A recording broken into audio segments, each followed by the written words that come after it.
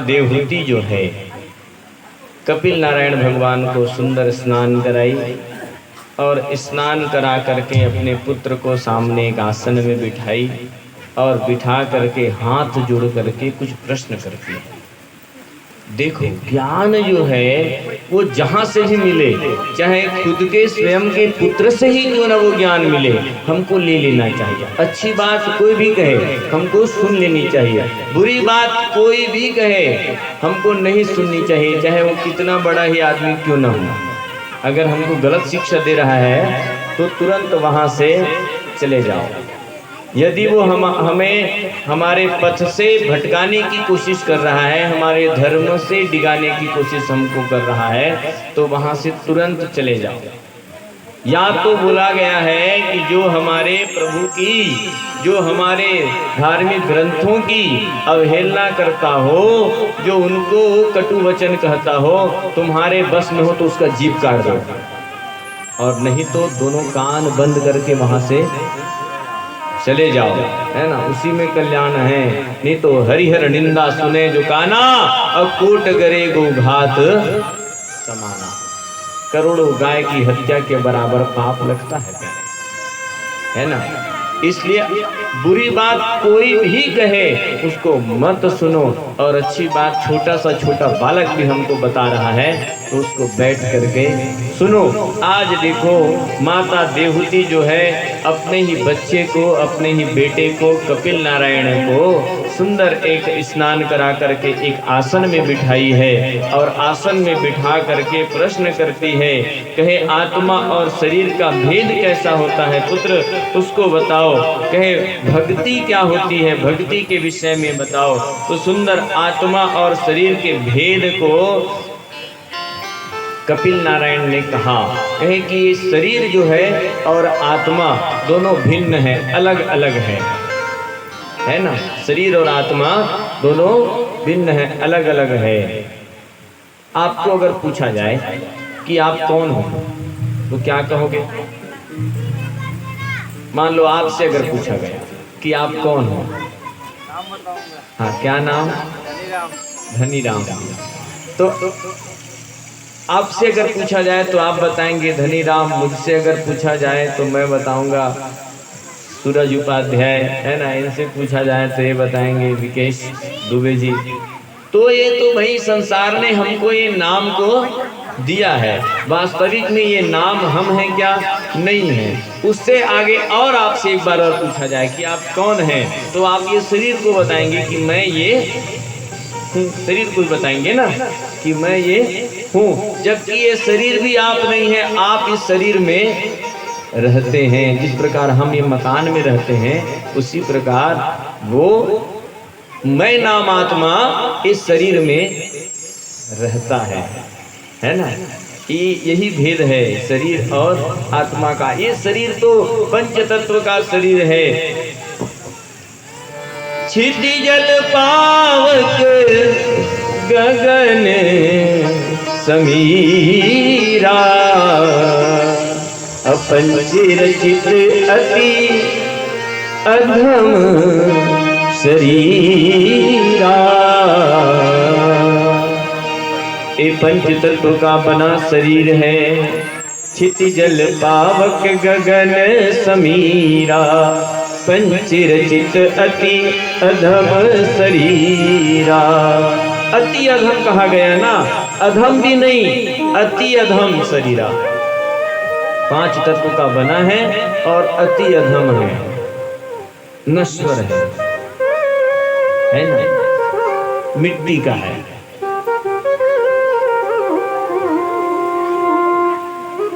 माटी का खिलौना तेरा माटी में मिल जाएगा। मान मेरा कहना नहीं तो पछताएगा, अब माटी का खिलौना माटी में मिल जाएगा। क्या है ये? माटी का खिलौना है शरीर जो है। अब जो जीवन मिला है वो तो जीवन मौत का खेल है बंदे, क्या रोना क्या धोना।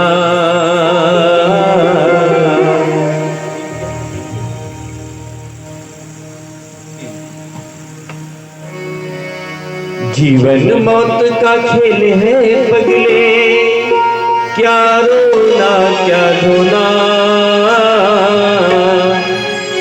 जितनी क्या भी भरी राम ने उतना चले खिलौना। ये शरीर क्या है? क्या है जी? खिलौना है। वो भी किसका खिलौना है? मिट्टी का खिलौना है।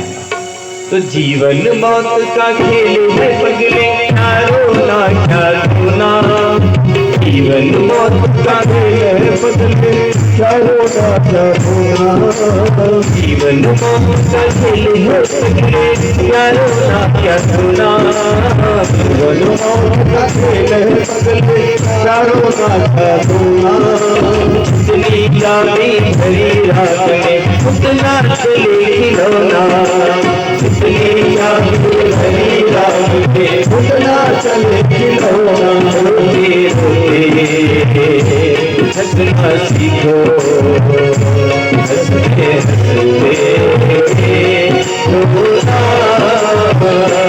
रोते रोते हंसना सीखो, हंसते हंसते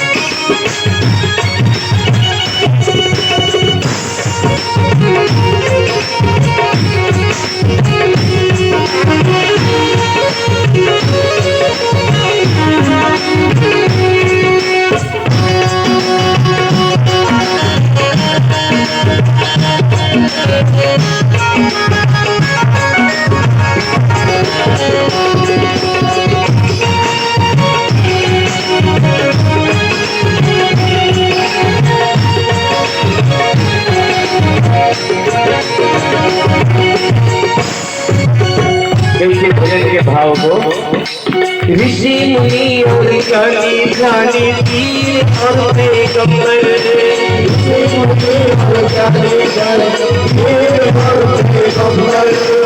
खाली हाथ हमारे लौटे तारा और सिकंदर, खाली हाथ हमारे लौटे तारा और सिकंदर, किसी को नहीं गया है किसी को नहीं गया ये चांदी और सोना, जितनी चांदी भरी राम उतना चले खिलौना, जितनी चांदी भरी राम उतना चले खिलौना। रोती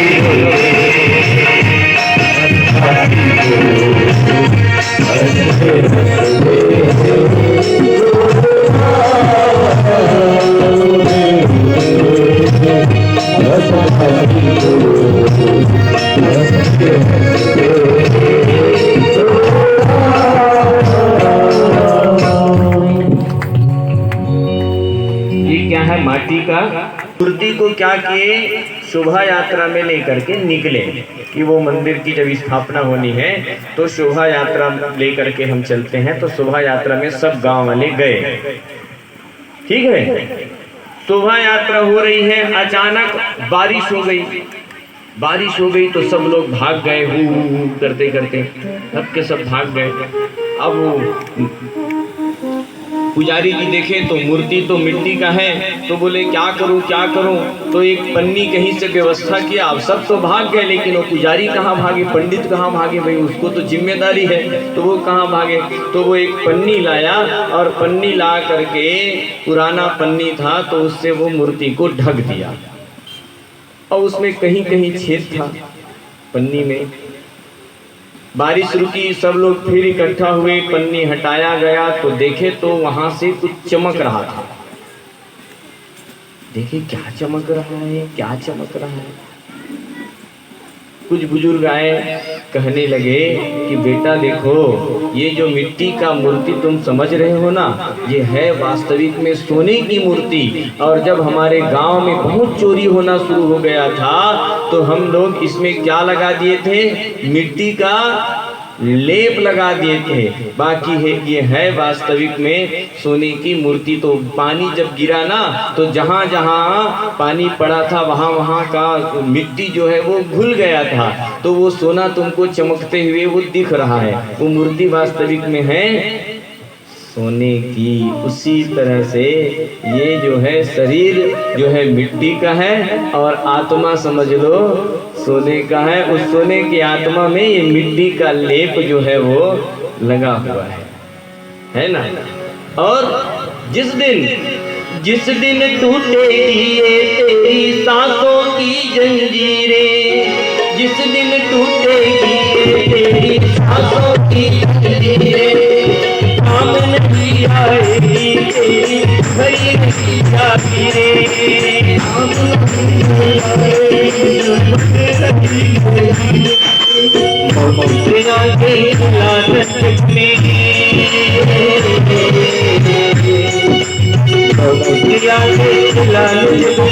किसी का जादू सोना जितनी चाबी भरी रात में उतना से देख लौना, जितनी चाबी भरी रात में उतना से देख लौना। रोती भरी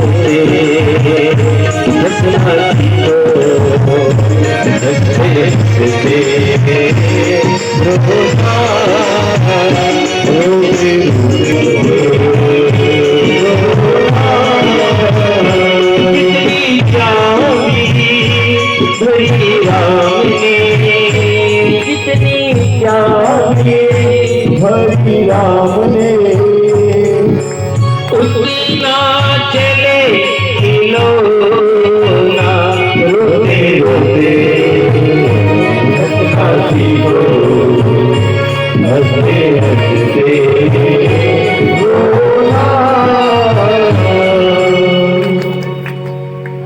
वस्त्र को हम बदलते हैं, उसी प्रकार ये आत्मा जो है, जैसे गीता जी में जो बात कही गई है, वंशांश जीर्णानि यथा विहाय नवानि गृह्णाति नरोपराणि। जिस प्रकार हम वस्त्र बदलते हैं उसी प्रकार आत्मा जो है शरीर को बदल देता है ना। मैं नाम आत्मा शरीर को बदल देता है। तो ये आत्मा और शरीर का भेद कपिल नारायण भगवान जो हैं माता देवहूति को बताते हैं। कहे मैया आप तो बड़ी ही ज्ञानी हो और स्वयं ऐसे ऐसे प्रश्न मुझसे कर रही हो, है ना। भक्ति के विषय में बताए तो राजसी भक्ति, तामसी भक्ति, सात्विक भक्ति, नवधा भक्ति के बारे में बताए। नवधा भक्ति आप सब जानते हैं। प्रथम भक्ति संतन कर संगा, दूसरी रति मम कथा प्रसंगा, गुरुपद पंकज सेवा, तीसरी भक्ति अमान और चौथी भक्ति मम गुण गण करई कपट तजिगान, पंचम भजन जो वेद प्रकाशा, मंत्र जाप मम दृढ़ विश्वासा, छठतम शील निरति बहु कर्मा। ये सब जो नवधा भक्ति आप सब सुनते हैं, है ना, जानते हैं कि किस प्रकार की भक्ति होती है। नवधा भक्ति 9 प्रकार की भक्ति कही गई है, वही नवधा भक्ति है। उसके बारे में बताए कि किस प्रकार भक्ति होती है। प्रथम भक्ति संतों का संग करना एक प्रकार की भक्ति होती है। कथा में प्रेम होना दूसरी प्रकार की भक्ति कही गई है। गुरुपद पंकज की सेवा तीसरी भक्ति कही गई है। चौथी भक्ति मम गुण गण करई कपट तजिगान, अर्थात भगवान के गुणों का गान करना है, वो भी कपट का त्याग करके, है ना। थोड़ा भी मन में अगर मैल रह गया ना तो वो गुणगान करने का जो है संपूर्ण रूप से फल हमको नहीं मिलेगा। सारे कपट को त्याग करके मन को निर्मल करके, है ना, तभी निर्मल मन जन सो मोहि पावा, मोहि कपट छल छिद्र न भावा। ऐसे रघुनाथ जी कहते हैं। निर्मल मन अगर निर्मल हो गया और उससे निर्मल मन से भगवान को भजे तो भव से बेड़ा पार है। भाव से जो मुझके भजे तो भव से बेड़ा पार है। तो ये नवधा भक्ति की कहे। और उसके पश्चात सांख्य योग की ज्ञान कपिल नारायण भगवान जो है माता देवहूति से कहे हैं। ये एक कपिल गीता कहलाई है, जो कपिल देव भगवान, कपिल नारायण भगवान और माता देवहूति के जो आपस में जो प्रसंग हुआ है, दोनों आपस में जो चर्चा हुआ है, उसको क्या कहते हैं? कपिल गीता कहते हैं। अब माता पूछने लगी अपने पुत्र से, कपिल नारायण से, कि हे पुत्र, आप ये बताओ कि जो प्रभु की भक्ति से विमुख होता है, मृत्यु के बाद उसका क्या हाल होता है। अब मैं तुमसे मनुष्य की उत्पत्ति, जन्म और मरण का हाल सुनना चाहती हूँ। उसको आप बताओ कि जो प्रभु भक्ति से अगर विमुख हो गया भगवान के भजन